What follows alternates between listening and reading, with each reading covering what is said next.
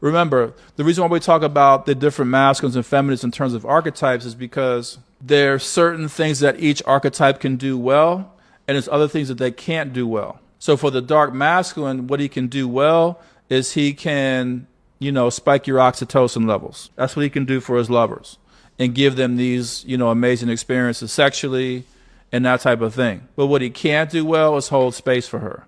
What he can't do well is direct her. What he can't do well is help her understand her emotions and help her understand her power. He can't do any of those things well, okay? And so that's the challenge. That's why a lot of women find themselves in this infinite loop with a dark masculine, because, well, he's the one that I'm bonded to. He's the one that I want. Yeah, we hear you. We understand that. However, he's not going to be able to provide the things that you need.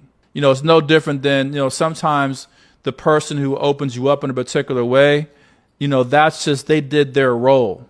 They opened you up. Now you got to go to somebody else and kind of get the next phase of the process or the next kind of support. Like, it can't be a one-stop shop. So he's the one that spikes her oxytocin levels. Interestingly enough, this often happens with the dark feminine women as well with their lovers. Now, you don't hear a lot about men really, having their oxytocin levels spike, but that does happen with men. Like, men do fall in love with these women, and they do feel bonded and connected to these women, right? Now mentally, they might be in denial about that, right?